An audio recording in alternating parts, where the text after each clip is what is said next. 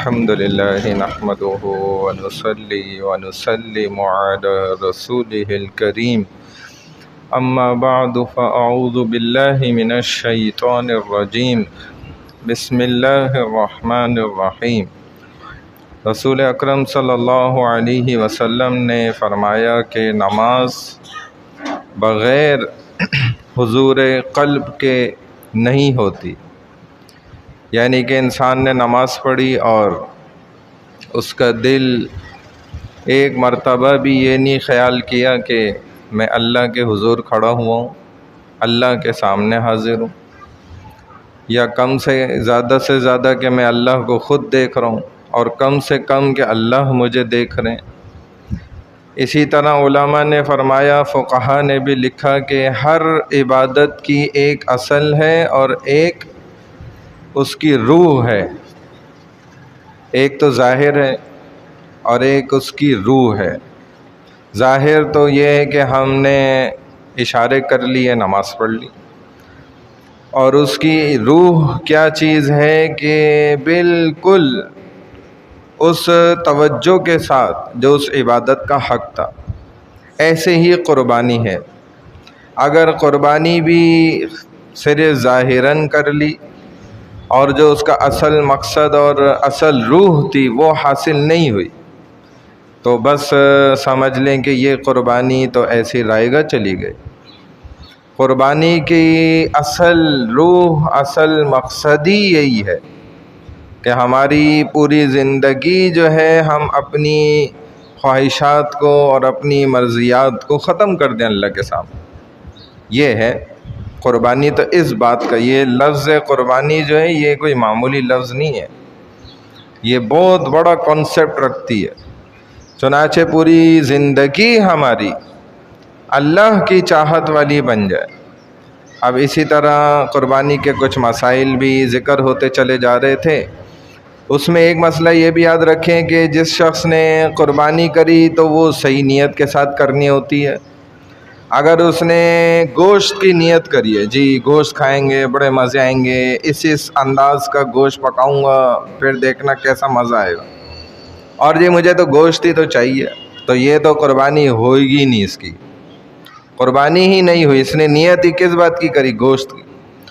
ایک شخص نے اسی طرح قربانی کے جانور میں کسی خاص چیز کی نیت کر لی کہ بھئی اس کی کھال سے جو ہے نا، اس کی کھال تو بڑی زبردست ہے، یہ میں جو ہوں نا اتنے کی جو ہے اس کو میں بیچوں گا اور فلانا اس سے میں کام کر لوں گا اپنا۔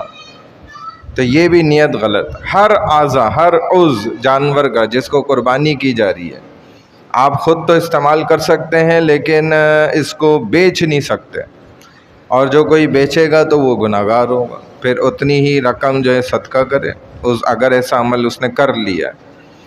دوسری بات کہ بعض لوگ دوسرے لوگوں کی قربانی کر رہے ہوتے ہیں جو ملک سے باہر موجود ہیں، اور وقت سے پہلے ماشاءاللہ قربانی کر لیتے ہیں۔ چونکہ انسان جس جگہ پہ ہوتا ہے اسی جگہ کا اعتبار ہوتا ہے کہ وہاں پر چاند نظر آ گیا، پھر وہاں پر عید ہو گئی، اس نے نماز پڑھ لی نہیں پڑھ لی۔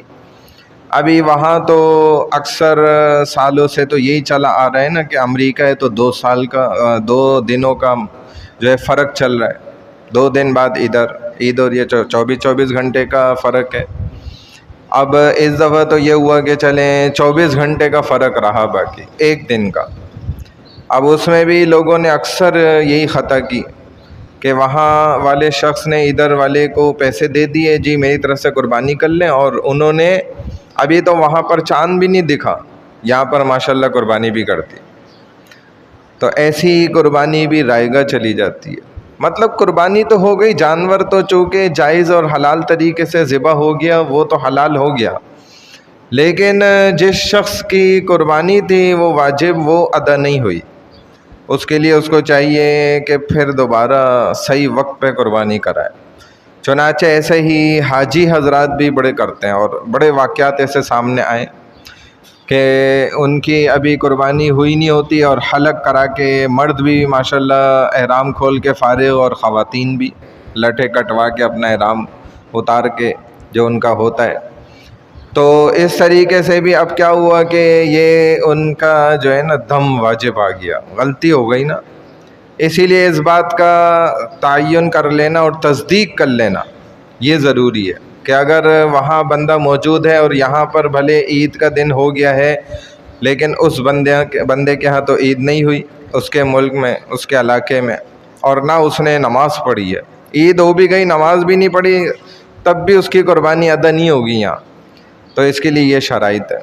تو اسی لیے جن لوگوں نے ایسی غلطیاں کی ہیں وہ اپنا اس کو درست کر سکتے ہیں. ابھی بھی مغرب تک وقت ہے اور 3 دن کا پورا وقت ہوتا ہے.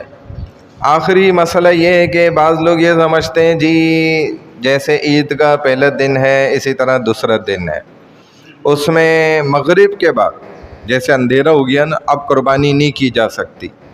یہ اکثر ماشاءاللہ ہمارے مسلمانوں کے وہ تو علماء سے بھی آگے جا رہے ہوتے ہیں نا، مفتیوں سے بھی ماشاءاللہ آگے پہنچے ہوئے ہوتے ہیں.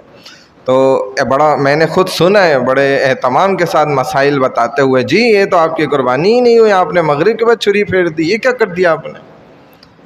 یعنی کہ یہ 24 گھنٹے میں سے جو مغرب کے بعد کا وقت ہے وہ عید سے خارج ہے. اس کا مطلب عید کا وقت نہیں ہے وہ. کیا ابھی کا مغرب کا وقت پہ تو ختم ہی ہو جائے گا نا وقت. میں بات کر رہا ہوں پہلے دن اور دوسرے دن عید کا. تو بھائی اگر کسی نے مغرب کے بعد بھی قربانی کی ہے یا رات کو بھی 1 بجے 2 بجے 3 بجے 4 بجے بھی قربانی کر لی تو اس کی قربانی بھی ہو گئی.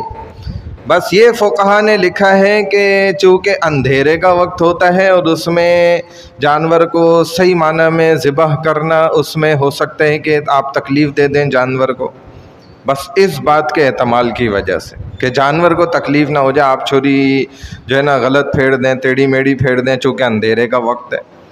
لیکن وہ جو وجہ ہے تو اندھیرا ہے. لیکن اب تو ماشاءاللہ اتنی ہمارے ہاں روشنیاں ہیں، دن میں جیسے روشنی ہے ہر جگہ ماشاءاللہ روشنیاں جل رہی ہیں.